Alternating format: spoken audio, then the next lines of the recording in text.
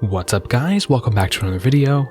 Back in 2016, the iPhone 7 and 7 Plus made big headlines as the first iPhones to ditch the headphone jack. But in 2020, that's not really remarkable. Nowadays, the only thing of note with these iPhones is the price. At $150 to $250 used, depending on which model you spring for, is the iPhone 7 or 7 Plus worth considering in 2020?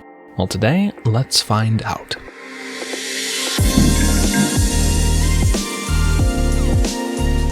Externally, for better or for worse, both phones look exactly the same as the new 2020 iPhone SE.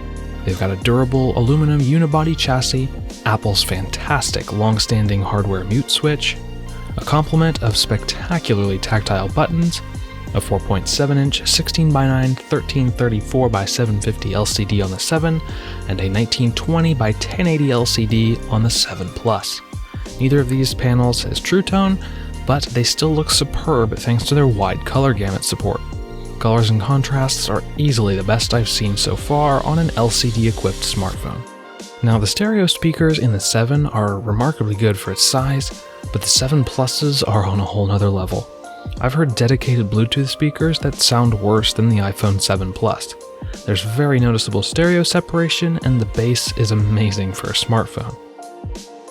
Both of these phones also use Touch ID rather than the newer Face ID, and I have no complaints about that, to be honest.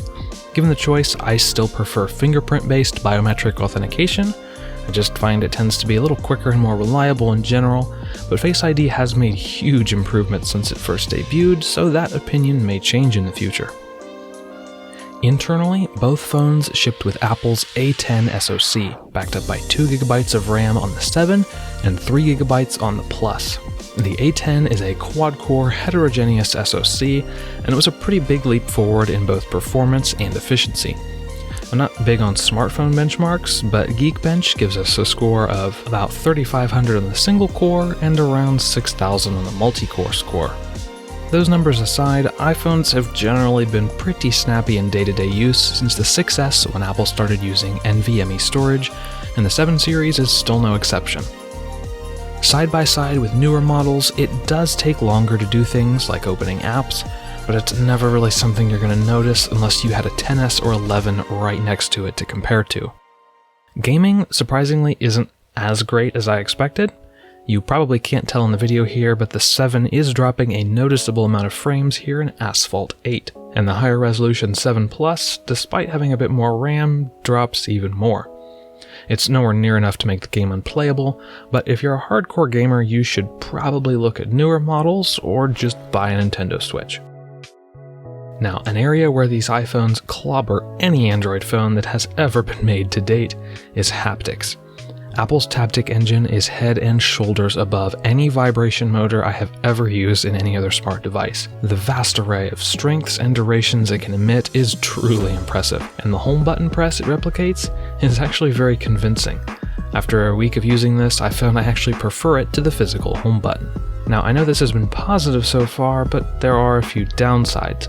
First, the omission of the headphone jack. It didn't bother me as much as I expected, but it is still annoying. I had to spend a half hour one morning searching for the dongle I'd misplaced, and I can't tell you how frustrating it is not to be able to charge and listen through wired headphones at the same time. And that aside, the dongle they include really doesn't sound very good. I mean, even with my pretty cheap earbuds, the VE Monk Pluses, I can tell a big improvement switching from Apple's headphone dongle to my Zune HD. Since they're forcing me to use a dongle, it would have been a nice bit of compensation if it sounded really good. And battery life is interesting. From a spec sheet perspective, the 1960 mAh battery on the 7 should be terrible, but it's actually not bad. I wouldn't call it good, and it won't get me through much more than a standard day, but that's more than I expected, to be honest. The 7 Plus, however, with its 2900 mAh battery, is a different story. That thing goes and goes and goes. The 7 Plus would see me through most standard days with just south of 40% left in the tank, and it held up to GPS and gaming far more respectively than the iPhone 7. Camera-wise, both phones pack a 12 megapixel 1/3 inch sensor behind a 28mm equivalent f1.8 lens, and they do alright, though they're really nothing spectacular. The The 7 Plus adds a second 12-megapixel 1/3.6-inch sensor paired with a 56mm f2.8 lens for a more zoomed-in look. I used this second camera more than I expected actually, but the quality of both cameras really does suffer at night. The fake depth of field effect that having two cameras enables is neat, but not something I'll personally likely ever use. These cameras are no longer class leading, but they do still hold their own pretty well compared to other phones in this price range. Now onto the software. First, a bit of backstory. I used to use iOS 3 through 6 on my daily driver iPods back in the day, and I was pretty fond of jailbreaking, up until the release of Windows Phone, which I absolutely loved and switched immediately. I used that until 2016, when the jailbreak scene seemed to be a bit lacking at that time, so I decided to switch to Android for its customization. The point is, I've used iOS before, a long time ago, and I actually used to really like it. And if I had to sum up iOS 13 in one word, it would be nostalgia. For better or for worse, not much has really changed. The home screen, with its limited icon options, doesn't really bother me as much as others, but I can't believe they haven't changed this yet. The addition of a proper dark mode is nice, but why in the world is the back button still in the top left? This was fine when screens were 3.5 inches, but the 7 Plus's 5.5 inches makes this completely unusable. And what is up with the notification center? They just stuck the lock screen up here. I mean, notifications are now neatly grouped by app, which is nice, but why is there a huge clock taking up space here? I mean, I had to look at the clock in the status bar before I brought down the notification center. I will give the settings app a pass though, since they added a search bar, but if it wasn't for that, good luck finding anything in here if you've never used iOS. And Siri? Next to Google Assistant, Siri is almost useless. And Force Touch nowadays is so jacked up. They've taken out the pressure sensitivity completely, so it's just a long press, but long pressed is already bound to some actions, so it's just a pain to trigger what you want, like moving an icon. Thankfully, both the iPhone 7 and 7 Plus are supported by an unpatchable jailbreak called Checkra1n. This means they will always be jailbreakable on any version of iOS for the life of the device.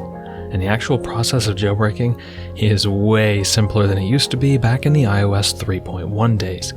Thanks to this, the jailbreak community seems more active than ever, and I'm able to find tweaks to change the UI a bit here and there, re-enable proper, pressure-sensitive Force Touch, and a handful of other things that just make the whole experience more usable for me. Honestly though, iOS and the iPhone do still excel at what they always have, and that is the basics. It's the same things Windows phones are great at, and the same things Android phones still struggle with even today. Basics like cellular, Wi-Fi, and GPS reception work more reliably for me on iOS. Notifications on iOS still aren't as timely as Windows Phone, but they've always come through within 15 to 20 seconds tops, and they always get sent to my Fitbit Versa smartwatch immediately.